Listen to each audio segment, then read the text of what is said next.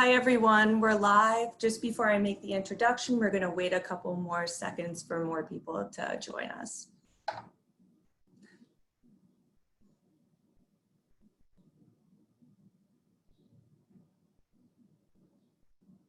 I've never had to stare in an audience that I couldn't see before, so forgive me.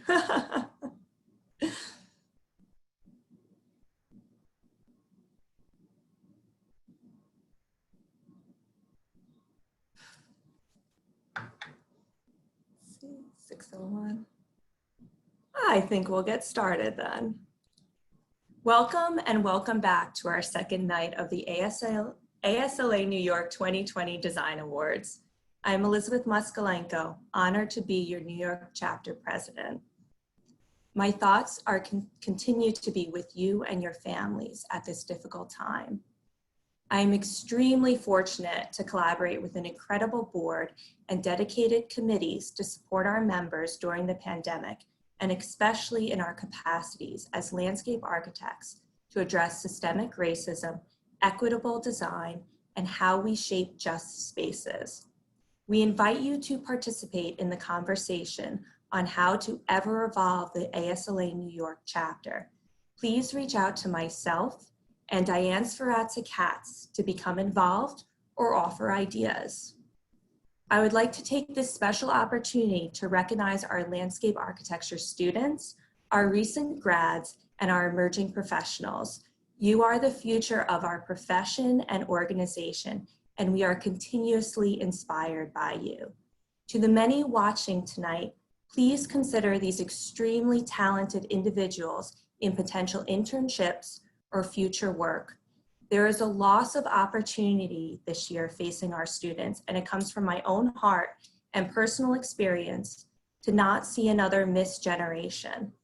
ASLA New York can help connect you to our students and emerging professionals, especially through our website platform. Please reach out to myself and Diane. Next, as co-chair of our programs committee, I cannot help but shamelessly plug some of our upcoming events. Next week, for those that are taking the LARE, we have a group study session on Wednesday, July 22nd. On Tuesday, July 28th, we have our next event, which will be 30 years of ADA, landscape architecture and accessibility. We're very excited to celebrate the 30th year of ADA. Please join us. On Wednesday, August 4th, we look at some different perspectives outside of our own country in remaking the urban landscape, perspectives from Latin America. This event is also co-hosted by AIA Long Island and AIA New York, and we're happy to come together in collaboration to offer it to you. On Wednesday, August 12th, for those of you who have joined us the first time, we're excited to bring you our second planting panel. This is co-hosted with ASLA New York Upstate, with our second collaboration ever with the other chapter in our state. More details to emerge soon. Please visit our website at aslanewyork.org for further information and registration. Now back to our night. During the first night, I led you through the amazing list of volunteers it took to make this happen. In short, I would like to reiterate my thanks to the following: Nicholas Pedinati and Stacy Ellickson, our design award chairs; the ASLA New York Awards jury volunteers. Thank you for contributing your time and during the Potomac chapter awards; the Potomac chapter for during our entries; our honor and merit award winners and our panelists tonight; Mark Folk for hosting; and last but certainly not least, our sponsors, Victor Stanley and Maglin. With that, we would love to play you this short video from our platinum sponsor, Victor Stanley.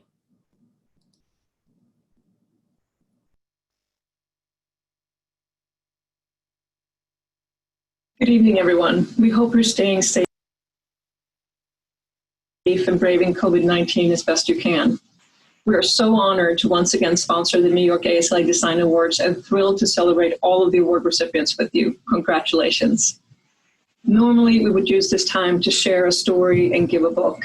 Unfortunately, we can't be there tonight to share that book with you or the story.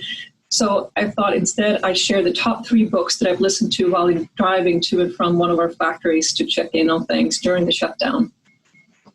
The first book I would recommend is called Talking to Strangers, What We Should Know About the People We Don't Know by Malcolm Gladwell. My son and I listened to an interview with Malcolm Gladwell on NPR on our way to Virginia ASLA's annual meeting last year. Malcolm was being interviewed about his upcoming book, this book. And I knew within moments of listening to this interview that I would have to read this book. This book is about why we're so bad at understanding the strangers we come across. We get to follow strangers interacting within the CIA, within the police, in campus settings, and many more.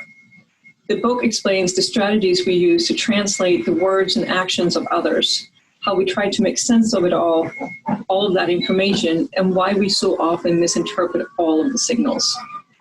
The second book I would like to recommend is Call Sign Chaos, Learning to Lead by Jim Mattis.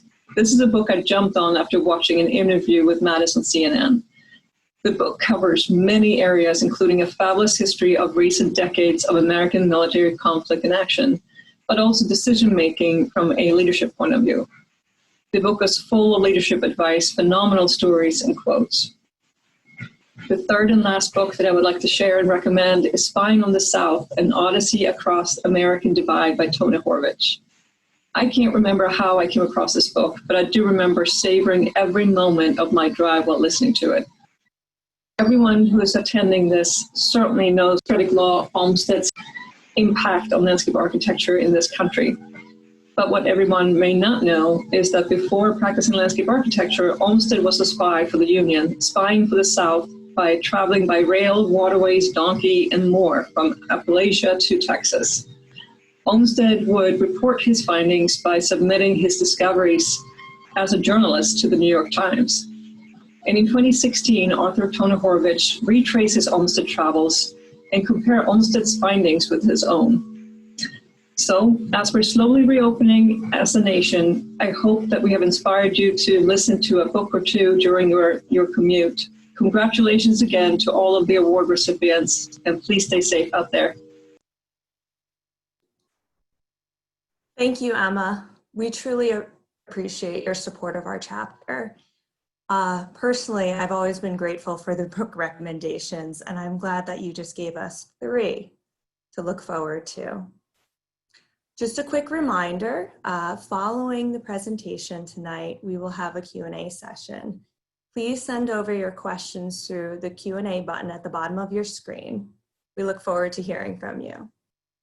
With that, I am honored to turn you over to our MC for the night, Mark Folk. Let's get it started.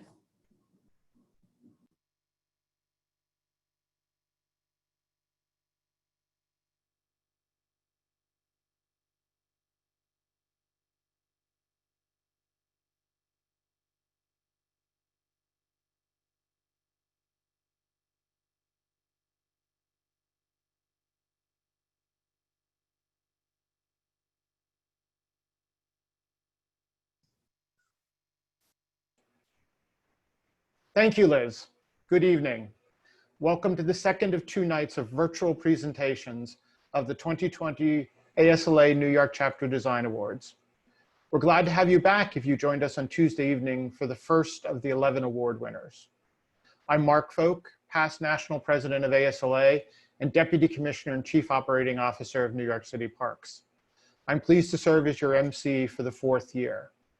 Tonight we will present 8 merit and 3 honor awards, 11 of the total of 22 different projects. This year's submissions were juried by members of the Potomac chapter. Each submission was judged on its own merits and not ranked relative to one another. Projects could receive either a merit award or an honor award for truly exceptional achievement in the field of landscape architecture. The 2020 submittal categories include general design, which recognizes achievement of excellence in landscape architecture for projects over $150,000 of any type. Residential design, which recognizes excellence in landscape architecture design, including single or multifamily residential projects, activity areas for cooking, entertaining, recreation or relaxation, sustainable landscape applications, new construction or renovation projects, historic preservation, affordable landscape concepts, and innovation. Analysis, planning, research, and communication, which recognizes the activities of landscape architecture professionals which lead to, guide, or evaluate future landscape architectural design, including development plans, government policies, programs, and legislation, environmental analyses, and various landscape analysis activities. The fourth and final category is unbuilt projects, which recognizes excellence in landscape architecture design in relation to the program and site of commissioned but unbuilt work for whatever reason the project never went to construction or is as not of yet built. The judging criteria includes, for design, the quality of design, relationship to context, relevance or demonstrable impact to the profession, the public, and/or the environment, presentation of effective written and visual communications, significant sensitivity to the environment, and the principles associated with sustainable design. For planning, it includes the quality of analysis, research, planning, or communication, exhibits new technology, a pioneering use of a previously created methodology, or a uniquely effective way of combining or presenting landscape architecture or land use techniques, and the relationship to physical and/or cultural contexts. And for the unbuilt, clearly defined program and design intent, design fulfills the project's program and intent, work exhibits originality and/or principles of sound landscape architecture practice, and the presentation conveys the project's intent with distinction. Tonight's presentation will be followed by a Q&A. The panel will have a representative from each project. During the presentation, please type your questions into the Q&A box at the bottom of your screen. We will begin the Q&A with one question to be answered by all panelists, and then move into the questions asked by you, our attendees. So let's get to the awards. Tonight, we will begin with the honor awards given to those projects which exhibit truly exceptional achievement in the field of landscape architecture. The three projects receiving honor awards are Chelsea Green by New York City Parks. This $5.5 million project converted an abandoned sanitation building and vacant lot into a vibrant community space. The park provides an oasis from the busy street life of Chelsea and fits multiple activities into an 11,000 square foot footprint. Developed with extensive community input, the design includes a central, flexible space to accommodate various user groups as demands on the space ebb and flow throughout the day. A rain garden, sculptural soils, and a subsurface detention tank do the ecological work in the background, assuring this urban retreat serves the community and the city on many levels. Chelsea has a long history as an arts center. In recognition of this, the design incorporates locations for the display of temporary public art.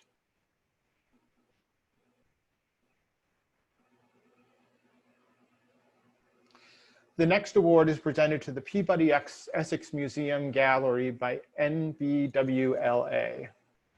The Peabody Essex Museum Garden celebrates the diversity of curiosity, discovery of its origins, and character of its collection. Dynamic works across cultures, eras, and genres. Situated at the terminus of the gallery atrium, the garden provides a moment of calm reflection.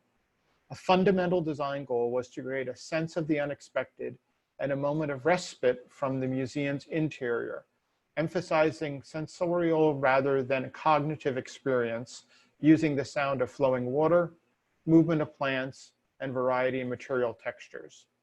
Distinct garden rooms, native, Asiatic, and hybrid convergence, speak to diversity between cultures and exchange of knowledge and cross-pollination at the heart of the museum.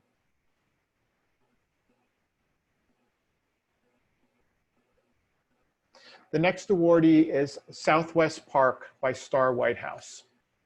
Hoboken's Southwest Park sets new standards for integrating urban public space and storm protection. In a chronically flooded lowland district, the park design weaves social spaces over layers of flood infrastructure. Rain gardens, bioswales, and permeable pavement are visible, teachable expression of the park's environmental mission. Subsurface chambers detain the 200,000 gallon 10-year storm. Community visioning sessions set every component of the park's program, transformed by the landscape architect into a granite amphitheater with pedestrian mall to support festivals and informal gatherings, an open lawn and playful elements to engage children, and a dog run for year-round social activation. The new Southwest Park catalyzes civic life and protects from floods, providing a model for more resilient urban communities.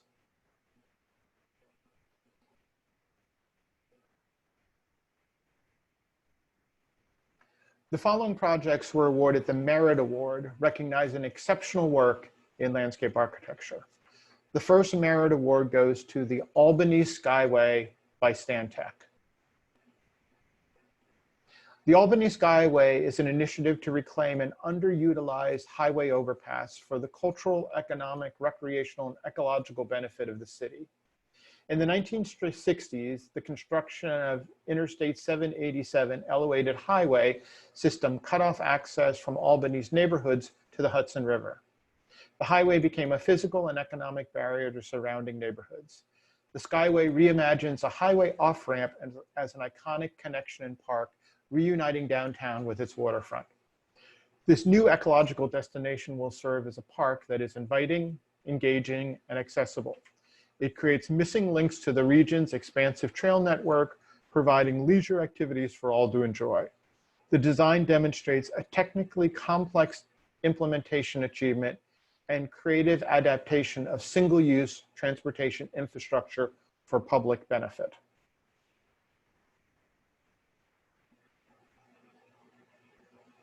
The next awardee is Battery Playscape by Starr Whitehouse. Believing that an early appreciation for ecological diversity fosters environmental consciousness in adulthood, Playscape is a new play area designed to promote ecological literacy in children. Each of Playscape's 5 zones is designed around a unique typology, combining custom play structures with plantings and programming to teach children about daily life in a briny marshland or the hardy plant communities of a rocky bluff.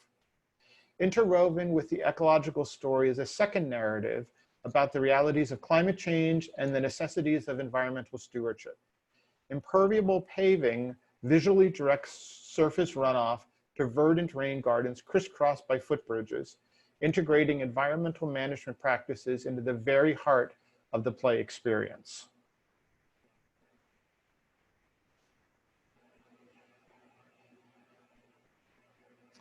The next awardee is Estella Diggs Parks by Nancy Owens Studios. This new park is named for Estella Diggs, a beloved local civil rights activist and the first African-American woman elected to the New York State Assembly. The design was inspired by visible and non-visible site features. Brick and stone rubble littering the lot were tangible reminders of the buildings and inhabitants that once occupied the sites. At Stella Diggs Park, poetry emerges from walls constructed of salvaged material. Glacial erratics uncovered during site excavation are reused as landscape features and stair edges. The dramatic rock outcropping and topographic features of the park make it a microcosm of the Bronx itself, with its rugged hills, green spaces, and dense urban fabric. The choreographed layout of walking trails, seating areas, and viewing areas facilitate and enhance exploration of the park's varied topography. Nature, cultural, and history converge at Stella Diggs Park, a lush oasis for residents of an intensely urban neighborhood.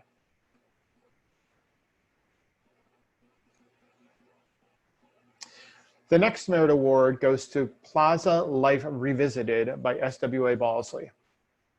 This research project reconsiders writer William H. White's New York City Streets Life project and the seminal study, The Social Life of Small Urban Spaces, 1980.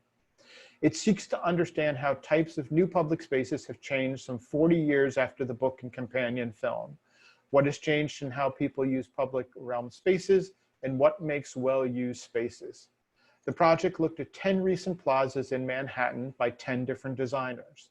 The goal was to identify common behavior patterns, collective activity, programming, physical elements, and understand context across the site in order to inform future public realm design.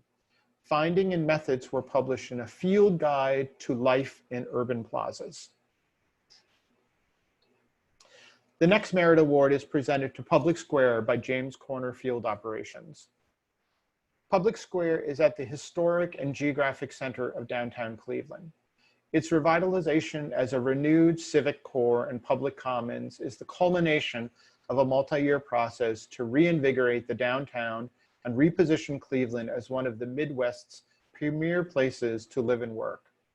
The design gives a bold and iconic identity to the square, while addressing key challenges of unification, clarification, and activation. The new public space dramatically reconfigures the once fragmented quadrants into a unified whole. Streets have been reorganized and relationships to buildings have been strengthened. The new 6-acre park provides distinctive and beautiful settings for recreation and public programming and promotes civic involvement and democracy with the backdrop and draw of downtown.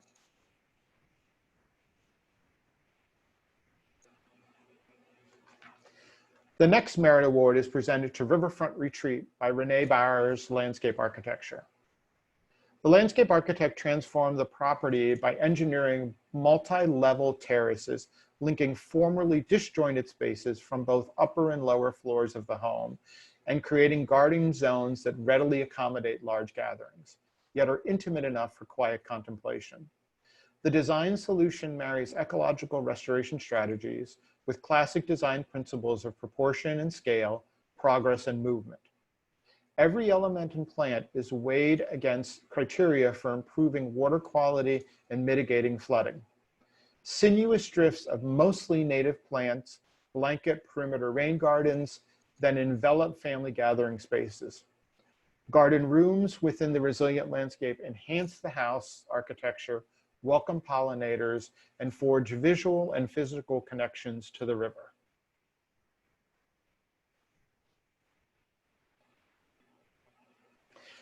The next award is presented to the Highline Phases 1 and 2 Operations and Maintenance Analysis by ETM Associates. With the Highline's unique setting comes exceptional complexities unmatched by other city parks. ETM Associates identified comprehensive maintenance needs, defined daily operating costs based on maintenance staff requirements, and proposed specific administrative, security, and programming staff positions. Following this analysis, the team provided modular furnishing recommendations, designed temporary maintenance and administrative facilities, and identified specialized service equipment, including the now iconic maintenance bike. The operations and maintenance manual served as a guideline to ultimately define the public-private partnership that currently operates the Highline and help prepare the Friends of the Highline to transition from a development mode to an operating mode. And the final merit award of the evening is presented to the Modernist Garden at New York Botanical Garden by Raymond Jungles, Inc. The Modernist Garden had the honor of being the grand entrance to the New York Botanical Garden's latest botanical exhibition, Brazilian Modern, The Living Art of Roberto Bailey Marx. The exhibition centered the life and legacy of modernist artist, landscape architect, and conservationist Roberto Bailey Marx. The conservatory lawn, an unassuming green expanse, was boldly transformed into a verdant nirvana and an immersive experience of the senses.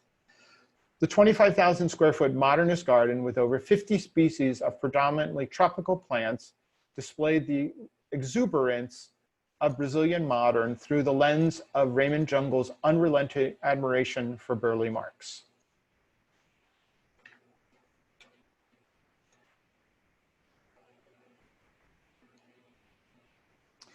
This concludes the second 11 of the 22 award-winning projects. Let's all give the winners a virtual round of applause.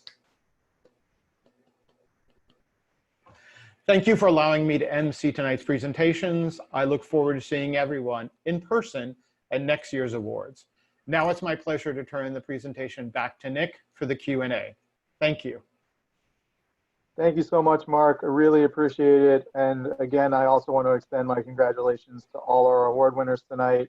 Really an amazing set of projects. I'm going to start off the Q&A this evening by introducing our panelists. And then we'll have one question that each panelist will have an opportunity to answer. And then we'll go to questions that are in the Q&A. So again, I know this has been mentioned a couple of times, but if you have questions, please enter them in the Q&A. So that way we can have a nice, fun discussion. So without further ado, I'm just going to go through and introduce our panelists. We have John Ernsberger from the New York City Parks Department, representing the Chelsea Green Project. We have Serena Nelson from Nbwla, representing the Peabody Essex Museum Garden. We have Stephen Whitehouse from Starr Whitehouse, representing Southwest Park. We have Travis Ewan from Stantec, representing the Albany Skyway project. We have Jeanette Broughton from Starr Whitehouse, representing Battery Playscape. We have Nancy Owens from Nancy Owens Studio, representing Estella Diggs Park. We have Anya Domleski from SWA Balzly, representing Plaza Life Revisited. We have Veronica Rivera from Field Operations, representing Public Square. We have Renee Byers from Renee Byers, Landscape Architect, representing Riverfront Retreat. We have Desiree Liu from ETM Associates, representing the Highline Phases 1 and 2 Operations and Maintenance Analysis. And we have Dee Champin from Raymond Jungles, representing the Modernist Garden at the New York Botanical Garden. Welcome, everybody, and again, thank you for joining us. So I'm going to start out with a fairly generic question, but something that I think is still important. And that's, what was one of the more challenging aspects of the project or your design process, and how did you address it? And I will start by just going from left to right on my Zoom screen. So Stephen Whitehouse, you are the first person that gets to answer this question. Thank you so much. The Hoboken Southwest Park, it was a new park in a part of Hoboken that people had fought for over 5 years before we even brought onto the job, identifying it, developing the concept, acquiring the land. And we were given the charge, we really had two things to balance. One was community programming and the other was stormwater management. And the community programming, the city administration was dedicated to the community, telling us everything that was going to go into the park. So it was a very long process by which we helped develop that program, and everything that's in that park came through this process. There were some surprises. There was a surprise that they wanted a large plaza. They wanted a space for events. And in one of the more challenging decisions, they opted to put a dog run into the first phase of this multi-phase park instead of a playground, because there were other playgrounds in the neighborhood. But the stormwater was really a challenge, and you may not know the topography of Hoboken, but the entire back 3/4 of Hoboken used to be a tidal marsh. It's extremely low. It was under 4.5, 5 feet of water during Hurricane Sandy, but even floods during big summer thunderstorms. We were not charged with blocking Sandy, and that was addressed through rebuild by design, but chronic flooding was very much of our challenge. And so there was a multi-layered approach with all these visible things at the surface, permeable pavement and these abundant rain gardens. That's a picture behind me. Signs for public education, just trying to, street swales, all these visible manifestations that to spread the idea of local stormwater management across the city. And then the real workhorse underneath was these storage chambers. And we did everything within the 5 feet between the surface of the park and the top of the water table, because the whole system was intended as a gravity system. No pumps, no mechanics, no electricity. It's all a gravity system. And we went to get all the approvals and all the hookups, and went to North Hudson Sewer, and they said, "What are you doing?" And they were really sort of interested in it. And they said, "Well, we like it, but we'd like you to add something else." And they made us add one vault at the end where we connected our system to the Hoboken combined sewer. And they put a weir in there with an electronic sensor that goes back to the sewage treatment plant and actually allows them to, in real time, measure and control the flow out of that system. So about 6 months after we built it, there was a huge storm. There was a little hydrograph that was completely incomprehensible in the slideshow you saw. But it was about a 3-inch rainstorm. Anecdotally, the streets into Hoboken from Jersey City, about 2 or 3 blocks away, had about 18 inches of wonderful urban mixed combined sewage stormwater. And the streets around the park were dry or without puddles. The incredible thing was, because of this sensor at North Hudson Sewer, we actually had the performance mapped over the entire rainstorm, and it worked completely as designed.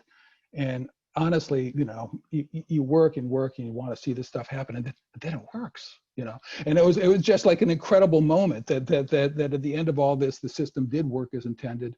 We had some great collaborators with Langen engineers and other engineering teams, and a wonderful partnership with the City of Hoboken administration.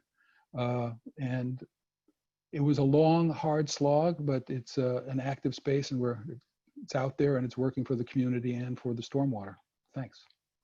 That's amazing. Thanks so much. John, you're next for Chelsea Green. Okay, great. Thank you. It's an honor to be here on behalf of New York City Parks and beautiful projects, everyone. The challenge I'd like to share with you resulted from the intersection of 2 factors. One, Chelsea Green, which you can see behind me a little weirdly, is pretty small. It's only 0.23 acres. And there's a lot of challenges with small sites in general. But the second factor that kind of interacts with that is that this was a brand new park in the neighborhood of Chelsea, which actually had was ranked last in Manhattan for open space within a quarter mile of residents at the time. So understandably, when we had our community input meeting, we basically came to understand that the community wanted pretty much everything that parks do to happen within this park, a very small park. So one of our design responses to that was to place the most versatile multi-purpose space in the very center of the park, and to arrange the differentiated spaces around the outside of the park, such as play equipment, tables, and locations for temporary art and quiet reading spaces, and these are arranged around the outside. And what this allows to happen is that depending upon who's there at any given time, they can move into the center and kind of take over that area. And if you like, it's kind of like effectively increasing the effective area of the park by having it be able to ebb and flow like that. So that's one benefit of this arrangement.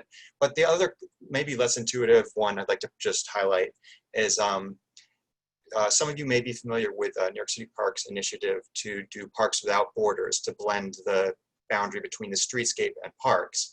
And in this park, we're also blending the boundaries between user groups in this park. There's not a lot of internal fencing, and we've been talking about this ebb and flow. And this can be thought of as kind of a design for all ages strategy, where we're putting, you know, seniors in proximity with children, and we have that buffer in the center, which seems to be mitigating any potential conflicts between these different user groups. So it's a lot going on in a really little space, and I hope you can all visit it at some time. Thank you. That's awesome. Thanks so much, John. Really appreciate it. Nancy, you're up next for Estella Diggs Park. Oh, you're still on mute, Nancy.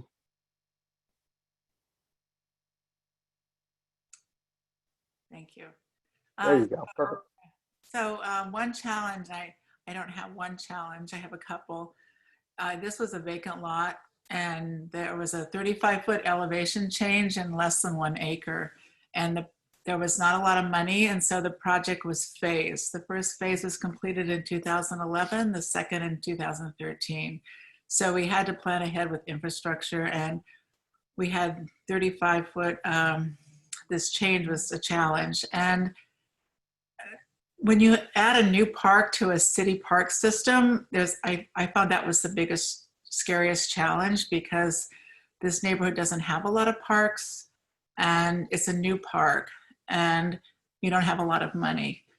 So I spent a lot of time there, and it was a light industrial, car washes, you know, poultry killing plants, some vacant lots, but 2 beautiful architectural elements. The Catholic Church, unfortunately, was torn down in 2013, St. Augustine's, but there's a nice housing project there that is nice. But there wasn't a lot to look at, except there was a beautiful armory building, but that was a homeless shelter for women. So on a winter's day, I asked a woman sitting outside what she wanted to see in the vacant lot. And she said, just a beautiful place. So that made me think about if I lived in that neighborhood and I wanted to see a beautiful place, I wanted to be able to have some piece of nature. So it's all native plants. I use different plant communities of New York, the rocky pitch pine and low bush blueberries on this beautiful rock, which was the other, besides those two buildings, was the other feature. And I played a lot with scale, which is all relative, and thought about Chinese landscape paintings and how you could have a journey through a landscape. And so I tried to make a journey on that site with small little view spots, and I screened out the car washes and the vacant lots and tried to create these sort of different places. So, and anyway, it turned out well. I think the community seems to really appreciate it. There was some talk at the community board about why not playground and basketball, and the seniors, a lot of them from the churches around there, said, we don't have anything beautiful in our neighborhood. We need something like this. So that was really rewarding to have their advocate for a park with, you know, a lot of maintenance and a lot of big budget. But we used Asher granite walls that were similar to the armory walls and also the church walls, and bluestone paving. So the bones of the park will last a long time, I think, even if it's not, you know, perfectly maintained like a High Line. But I think the community appreciates it. Just a nice reward for a designer. That's awesome. Thank you so much. Really a cool project. I think next we'll go to Guy for the Modernist Garden. Good evening, all. Thank you for the opportunity of being here. I think for the most part, the main challenge for us was the ephemeral nature of an exhibit. I think that conditions the budget and the time and the schedule. So I think that was a major challenge. Close coordination with the contractor and the client, and also nurseries here in Florida, allowed us to actually successfully implement the project. As you know, most of the large material actually was shipped from Florida all the way up to New York. And then some of it actually came back to Florida, to Miami. Raymond actually has some of those in his private garden, so he gets to see them every day.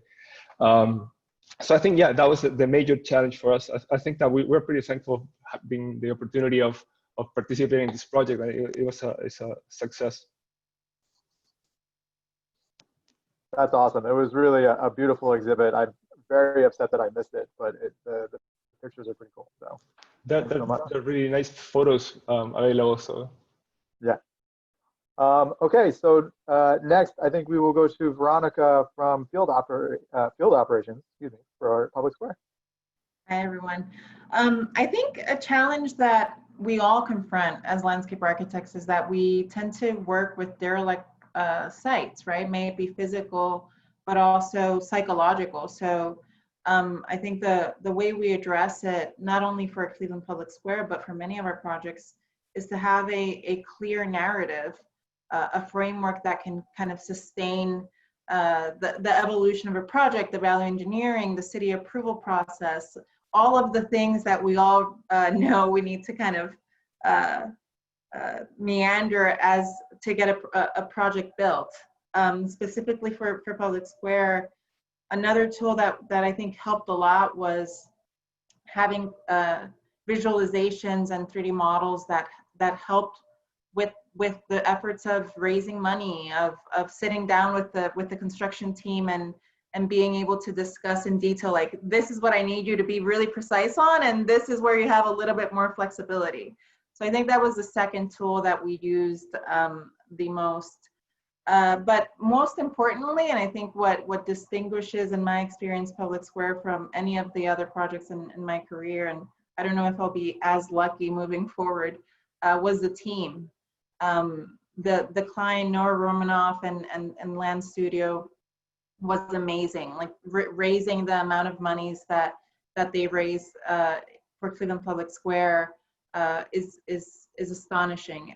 And Donnelly's, the construction team, they were just such amazing team members. We became a family, and seeing the guys in the field kind of become more and more excited about the project, and truly seeing the center of their community be transformed, and still receiving text messages a year later, like, oh, I'm here with my date night, or I brought my kids. I think our task is to kind of transform spaces, not only physically, but the perspective that people have about those spaces. And that's how I personally measure success. Like if we built the center of a city and people do use it, and you see all ages, all races, everyone together, then the challenges were worth it. So those three things: having a clear framework and good visuals, being able to use 3D modeling and graphic representation to coordinate things and to figure things out, and most importantly, truly working hand in hand with the team, were critical for Public Square. That's awesome. Yeah, it makes a ton of sense. With a good team, it's amazing what challenges you can overcome. So thank you so much. I think next we'll go to Renee for Riverfront Retreat. Unmute there. Hello, thank you. Well, so, you know, now we're talking residential scale after hearing all these other wonderful projects, but it's funny how this project combines some of the challenges that other people have already mentioned. One of them being this project was in a flood zone along a tidal river. And so it started off because, so I'm going to tell like what was the toughest challenge was simply that its location, but it was, and all the approvals that engendered. And in our world of residential landscape design, there are a lot of boards that you have to step through that are made up of people who aren't necessarily that knowledgeable. So you have to, you know, you're really doing this whole process of education, and that the last person just mentioned, having a clear narrative that can make it through all these many steps is really, really a big challenge. And I had my I was in a very small office, just 4 other people and myself, but again, that core team really brought us through. So we made it through all those steps and then into the construction process. Very messy job, very difficult. I had never done any substantial work in a flood zone, so I relied on the engineers and we did a lot of our own research. And so we were feeling pretty good about it. The major plants had gone in and everything was going great. It was September, all the built things, all the masonry was done, which was hundreds and hundreds of thousands of dollars worth of work. And we had ordered all of these beautiful, mostly native plants for the rain garden and all these perimeter areas, all these little pots of different plants. So my traditional approach to planting design is I have a vague idea of where everything is going to go, but I don't use a strict planting plan.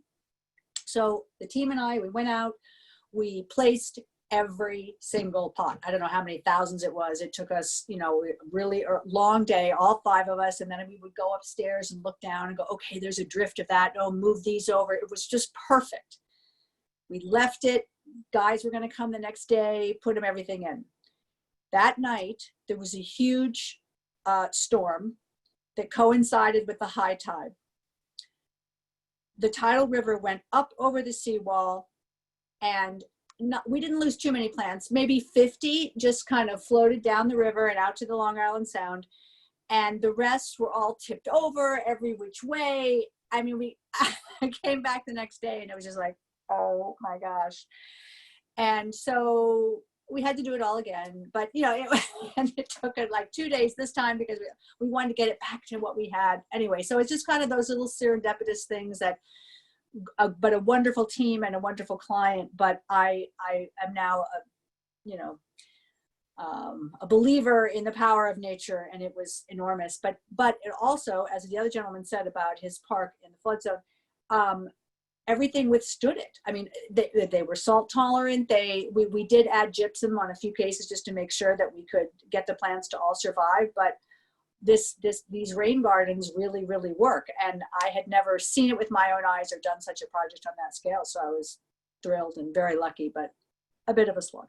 So that's it. That's amazing. Pretty wild. Unexpected things that come up are always throw you for a loop. But that's really cool. And it's a beautiful result. Like Thank you. Thank you so much. So. Amazing. Next, we'll go to Anya from SWA Balsley for Plaza Life Revisited. Thanks, Nick. So this is a research project, and one of our major questions was, how has public life changed in the last 40 years? And we were working off of the delightful study that William White had made throughout the 70s and culminating in 79 and 80, the social life of small urban spaces. And so we had great material to work with, but we had limited time. So that was a huge challenge that we were up against. White and his team sort of were able to revisit 18 sites across Manhattan over a number of years and keep revisiting, and sometimes multiple times a day.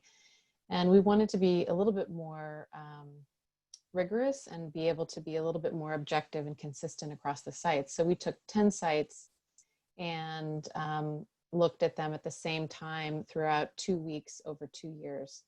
So we were really pressed to sort of condense a lot of our questions and observations and data collection into a very small time period. And we were able to do that because we used video.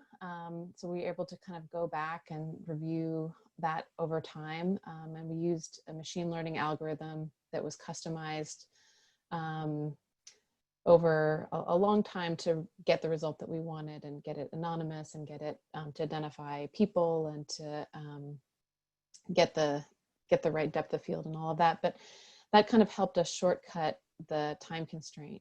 But it's still a huge question, you know, how has public life changed? And I don't think we've exactly nailed it, but we've been able to really look at kind of a point in time in which public spaces were made in Manhattan in a certain way and how they're made now and how people use them. So it was very rewarding to be able to do that over 2 years. Thanks, that's awesome. And that kind of work I think is really important for our field to be able to go back and reevaluate something that has been so influential and sort of check it against what's happening today. So really cool to see the product, and be interesting to see how it continues or how it happens in 20 years from now. So with that, I think we will go to Serena from Nbwla for Peabody. Thank you. Sorry, Jesus, I lost my train of thought. Off to you. Thank you, Nick. So the Peabody Essex Museum, I'd say the biggest challenge of this project was that it was an ambitious program for a small site. So this is a garden attached to a new wing for the museum. This is a museum that's in Salem, Massachusetts, founded during on a collection built around the age of exploration collections from travels around the country, around the world. And so, you know, founded around the same time as the Louvre in Paris. So one of the first museums in the country, yet they have a really ambitious modern program now, kind of curating these works in very contemporary ways. So capturing the spirit of that institution and creating a space for kind of contemplative reprieve from the gallery experience that would invite curiosity and create kind of an unfolding experience all within this very small space. And also just celebrating the concept of hybridity, this kind of exchange between East and West, cultural convergence, if you will, in the garden experience.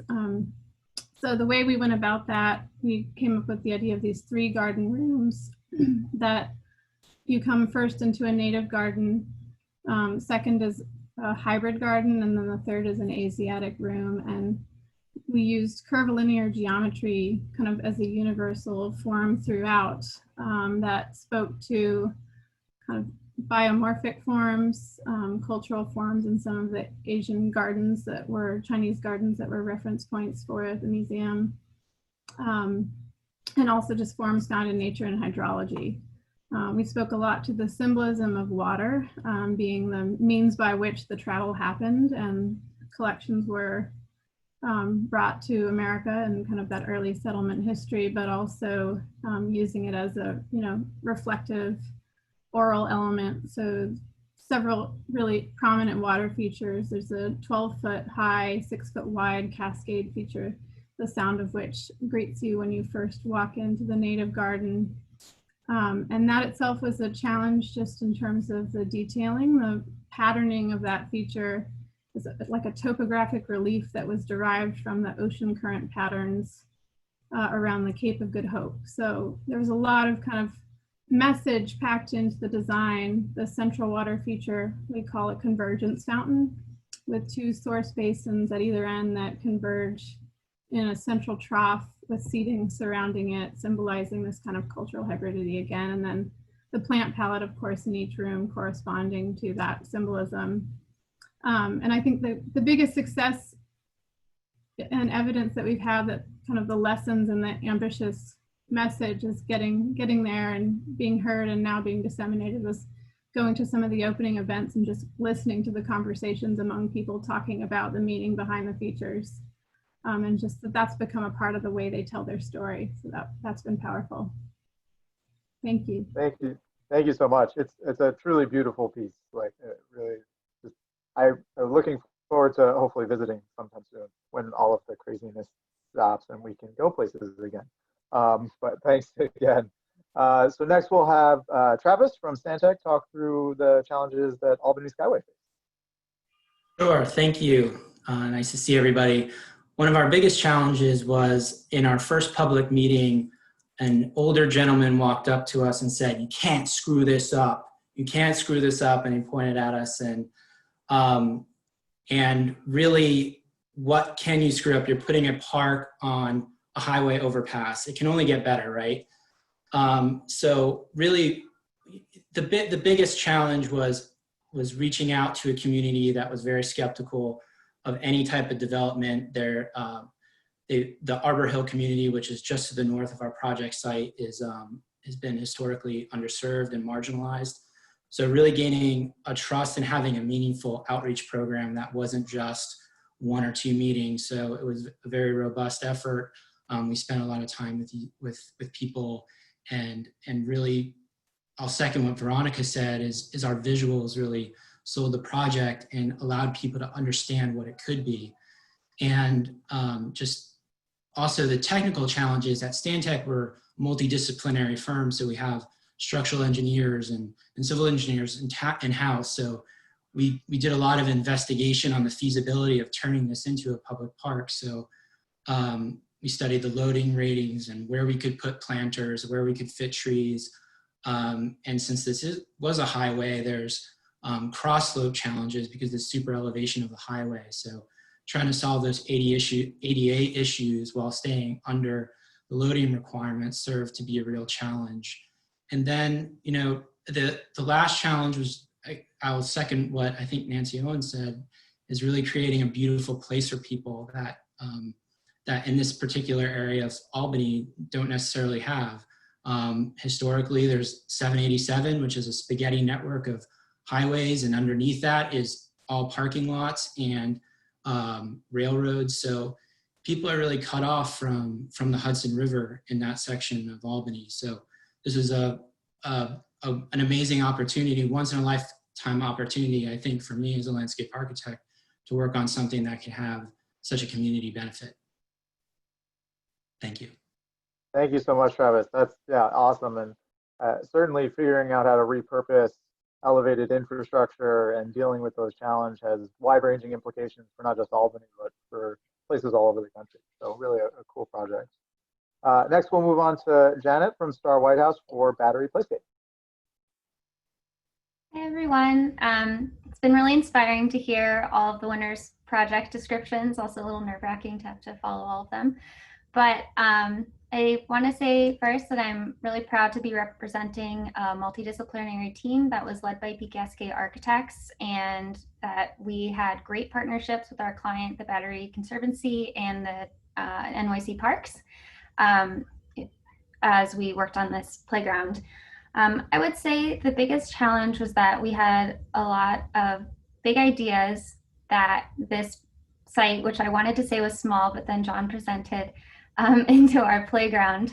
One of the things that we wanted to do, similar to John's project, was create a playground that would have spaces for play that were not segregated by age so that everyone could really come together and enjoy the park.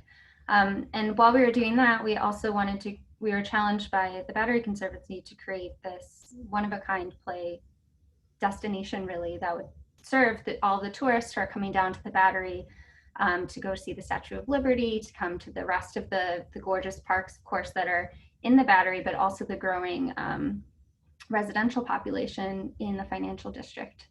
So on top of that, this is also a site that floods.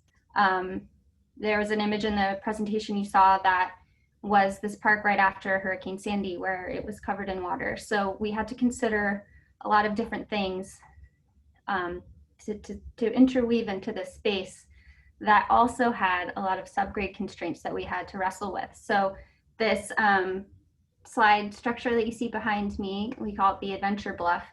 That's actually sited on top of a subway tunnel, which, you know, actually ended up being one of the only places we could put it, because we have 3 subway tunnels coming through the site. We have the Battery Tunnel going through the site, as well as a lot of beautiful mature Lenin plane trees, which ended up being an inspiration for a lot of the spaces that we created in the park. So with those challenges of squeezing all of this into a site with a lot of constraints, I think the way that we solved it, working with this wonderful team that we had, was to create these ecological zones that created a narrative of the different ecological zones that you can experience in New York State, and using each of those to define those intergenerational play areas, and then kind of wrapping them all together with the narrative of water that flows from the top of the Adventure Bluffs through a swale that kind of weaves through the site in those nooks and crannies where we didn't have subgrade constraints, and kind of brings it all together. So there's the motion of water and the motion of play that kind of creates a cohesive whole for the playground. That's awesome. Thanks so much. And this happens to be like 2-minute walk from my work, and I have a now 1-year-old son as of 2 days ago. So I will be very excited to bring him down once this gets built and have him experience. Yeah, it's in progress. So hopefully we'll all be able to go join there soon. Amazing. Okay, and last but not least, Desiree from ETM Associates for the Highline. This one in particular was really appealing to me, just because maintenance is so critical to all of our work. I happen to work at DOT, and it's absolutely essential for the type of things that we need to do. So this was a really inspiring project. Desiree, over to you in terms of some of the challenges you faced. Thanks, Nick. So I would say, everything is a challenge when you're dealing with a park that is, 20 to 30 foot above the street level. Anything you do, you have to think about it beforehand. So even we would say the most mundane daily tasks, such as, litter removal, emptying a trash bag, could potentially be a challenge, because where are you going to store that?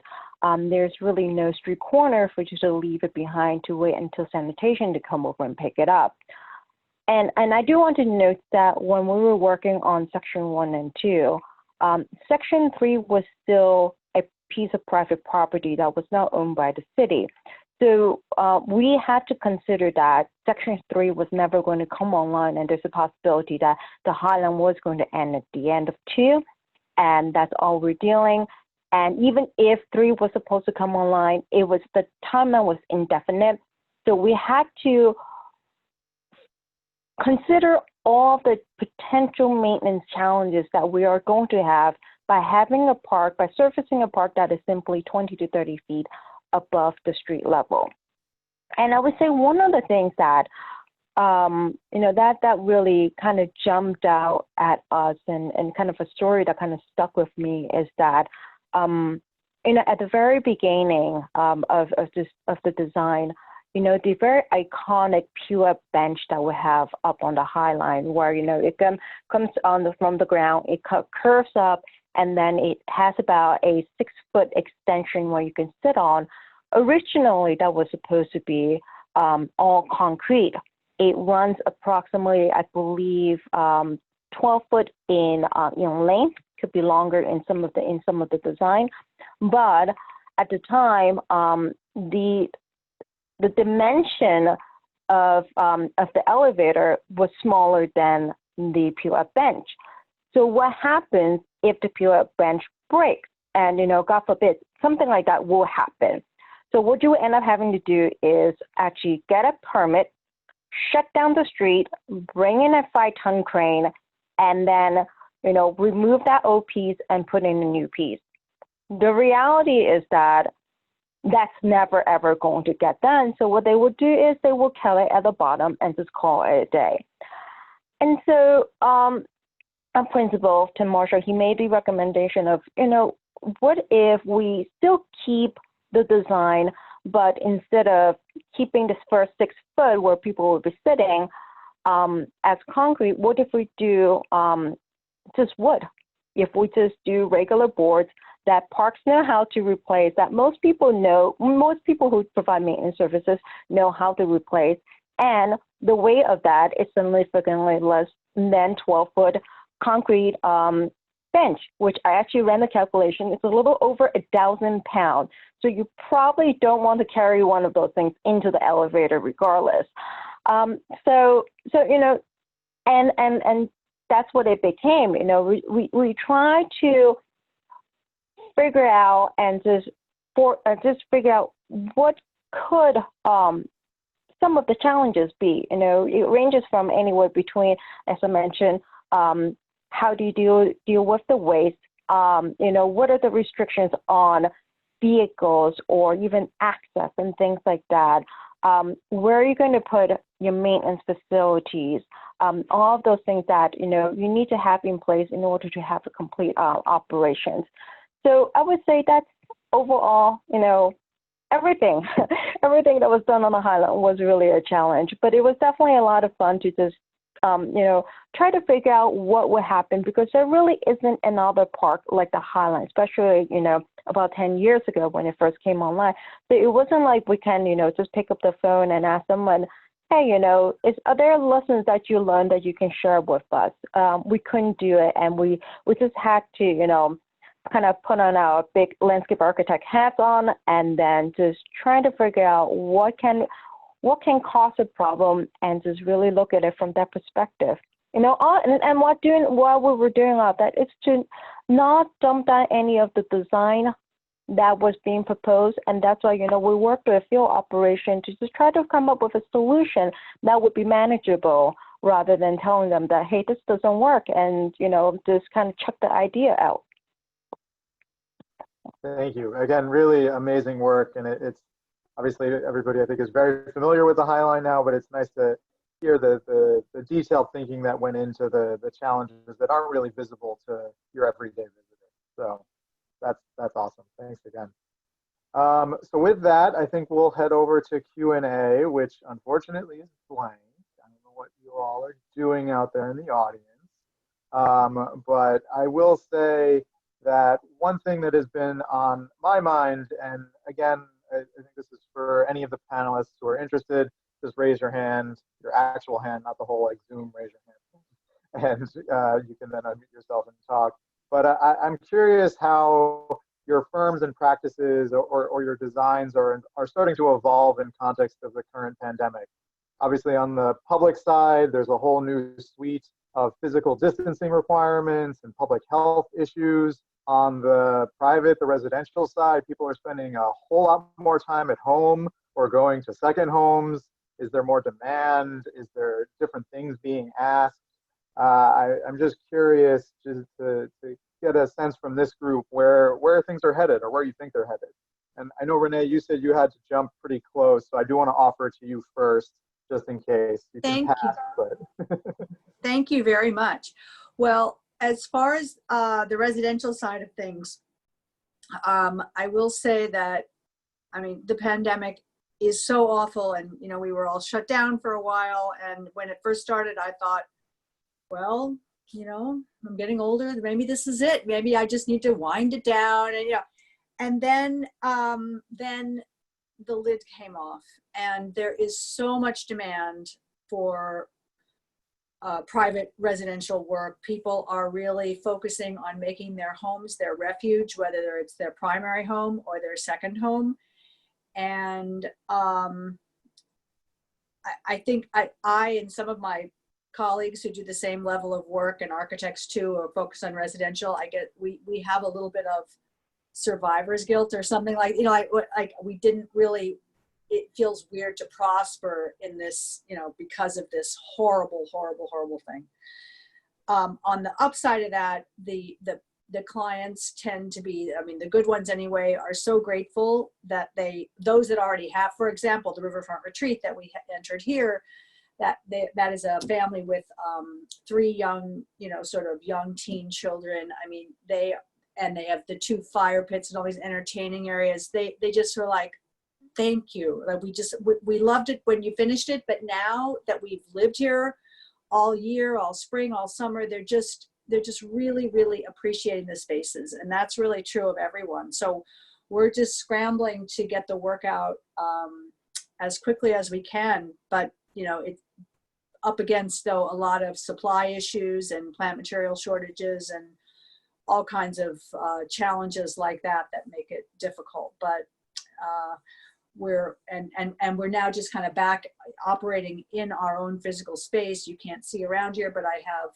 plexiglass barriers. We have the windows open. We wear our masks when we're all here together. So there's a lot to deal with, and we're just hoping that Connecticut and suburban New York, of course, for us, we want everyone to be safe, but we're hoping we can hang on, and that we'll be able to keep it like this. We did work remote for a while, all of us, and for us, that's not all it's cracked up to be. I mean, we were productive, we kept doing things, but it's just not the same as being able to sit around and look at drawings together and talk and laugh. And so anyway, that's my story for the time being. Awesome. Well, thanks. And I hope you don't retire. I like your work too much. Yeah. I'm not going. No, I originally, well, it is a little early. I hadn't planned on it, but no, I'm in. I'm still. Awesome. Thank you. Stephen, I see your hand raised. I think that there are a lot of dimensions for it. We've primarily had an urban practice. I think in the pandemic, we're all working remotely. We've yet to reoccupy our Lower Manhattan offices. We are setting up a satellite office, or have set up a satellite office in Hudson, New York now, and maybe we will get into more private work because of that. We're certainly open to it. But I think in terms of the city, which is my passion, if anything, the pandemic has underscored the importance of the work we do and the thinking that we provide. We are, as a research project, we have been looking at commercial districts, outdoor spaces, street spaces, and sharing that with people, starting to share some of those findings with people. But I also look back and, you know, the projects we do, the creation of new public outdoor spaces, these are lifelines. We did this plaza at 92nd Street. It is now everyone's outdoor lunch area in that neighborhood. It is like an oasis with everyone at home. We've been doing lots of, and I'm sure several of our colleagues here as well, do lots of urban residential work, and to have worked on a building several years ago with 74 apartments, with 66 of those with private outdoor spaces and more than just little Juliet balconies, is really trying to integrate outdoor spaces into urban life and make density livable. I think these are tools we provide as landscape architects. Now, people are going to be transportation challenged, and governments are going to be resource challenged, and we're seeing that in financing as well for some projects. But I think it's our challenge as landscape architects to get our message out there and really be able to respond to the real demand for what we do that I think this pandemic has revealed. That's great points all around. Veronica, I saw you raise your hand next. Yep. Yeah, I think I want to just underscore what Stephen just said. I think this situation has only kind of brought light to the importance of what we do and how critical having open public space is, right? And I think it's also emphasized that public space is where things get more equitable, right? Not everyone can afford their private oasis. So especially in cities, having access to public space is a necessity. And I think this has proven that it is the space where everyone can come and get a little bit of sun and get a little bit of air. And it's also the space where democracy plays out and people can speak up and have their voices heard. So not only from a COVID perspective, but all of the things that are happening right now have scored underscored the importance of the public realm. It is the commons where that everyone needs, and I think moving forward, cities were ever more going to embrace and appreciate finding those nooks where we can create space for all. Well said. And yeah, absolutely. Travis, I see your hand next. Yep. Sure. I just wanted to touch on some more kind of specifics of the COVID virus and how it's affecting us. At Stantec, we really like to get into the community. The community is a design partner with us. So we spend days, sometimes up to a week with the community in a charrette type process where it's very intensive interaction. And recently we have a project in Hartford where we had all these public meetings planned, charrettes, focus groups, etc. And then COVID hit. So we had to be nimble and rethink our outreach process. And sort of the positives that we've taken away so far is we've actually had a lot of community involvement, maybe a little bit more than what we would have normally, where we're seeing 70 people on a Zoom meeting versus maybe 20 to 30 that we get at a public meeting. And we've been able to offer those meetings multiple times a day. So we're not traveling, we're not flying, we're not carting all of our prints and boards and stuff like that. So we can meet people at their time schedule, at lunchtime and evening. And that's been a real positive in this, one of the few positives I'll say, but it's really helping us rethink of how we can reach out to communities and get their input. Thanks. Yeah, outreach has been a really interesting question to try to solve in this time, both on the positive with the new technology that's available, but both with folks that don't have access to that technology and what that means for informing our projects. Serena, I think I saw your hand come up. Yeah, I just wanted to touch on kind of the methods of practice and just digital, I think the virtues of the digital collaboration platform in collapsing kind of time and space and bringing people at a distance together, just as you're saying, Travis, I think has been, it's changing the way we work and the way we think about collaboration and even just digital drawing. And we've been using platforms like Miro where we're sharing drawings. We have a New York office and a Virginia office where some project teams overlap, but they're typically more separated. Now it's just one office. We're all together on office Zooms. And so I think it's actually bringing us together in interesting ways. The other reflection point I have on it is that I feel like it's for long-term planning work. We do a lot of master plan work. And I feel like while people are daunted with their kind of present day problems, it also is this moment that inspires kind of a big worldview. You think to the Spanish flu pandemic and like world wars and just challenges that people have faced and how sustainability and resilience and the work that we do can help kind of stabilize, provide stability and set us on the right path. I think it's clarifying what matters to people in really important ways that I think is, and also all the equitability and, racial injustice issues that I think are getting folded into that in this moment. It's an opportunity on that level. Yeah, definitely. And it'll be interesting just in some of the reading I've been doing, all of the infrastructure improvements that have followed these big pandemics in terms of sewers being invented or zoning being created. It will be interesting to see what comes out of this from an urban design perspective. And there's a lot of talking going on about that right now. Desiree, I saw your hand come up too. Yeah, I just kind of want to make a note. We've talked about this a lot actually in our office, and because we do a lot of the operations and maintenance in our office, it's just kind of a funny time because no one really knows what is going to happen, and we've looked across the country. Every city operate a park a little different way.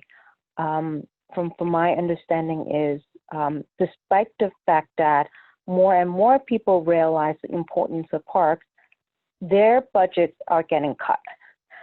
And we're already dealing with a situation where most parks are severely understaffed, or staff will have to start taking up other roles. I believe in Philly, they're working with basically a bare bone staff, and so it's a funny situation where we have here, where we understand that we need more parks, we need more park staff working, and yet at the same time we are not getting that. And on Tuesday, I remember hearing one of the panelists mention that people are questioning why isn't someone picking up the trash from Prospect Park, and why are public toilets being shut down? And there's just a lot of problems happening. I don't have an answer right now because every city functions a little differently. And I know I can say is, for us in our office is, the best that we can do is, try to understand how these spaces are used now and possibly in the future, as we move forward, if COVID is a thing to stay, which very likely will stay, and how is that going to impact the way we all use the park, and how operations and maintenance will be affected by the way we need to use the park. Obviously we cannot go and sanitize the slide after every kid passed down. You're lucky if you don't have 4 kids trying to slide down at the same time. So it's kind of that, how do we prepare the staff? How do we kind of also at the same time educate the public? And hopefully the public can also advocate for the Parks Department to get the funding they need to maintain and to staff them properly. Yeah, absolutely. I think it's going to be a really key challenge. I know I'm facing it in my own professional capacity, and the financial crisis on the government side that's going to happen will be really interesting to see how it plays out. And I think this is going to be a key piece that unfortunately always gets cut first for some reason. And hopefully we can change that dynamic to some extent through some of these conversations. With that, if there's anybody else who wants to speak, we're approaching 7:20, so we're getting towards the end. So I just want to take this time to thank all of the panelists. Congrats again on amazing projects. I want to thank Liz, Diane, and Stacy for helping to organize this, Mark again for emceeing, and I do want to just put a plug. The ASLA New York 2020 board elections are open right now. Visit ASLA-NY.org and please vote. It's important for our members who are all here today to help guide the direction of the chapter. So again, thanks everybody. We really appreciate it. And I think with that, we are concluded. Thank you. Bye. Another round of applause, I guess. Sorry. Really appreciate it. Thanks again. Take care, everybody. Bye. Thank you. Bye. Thank you.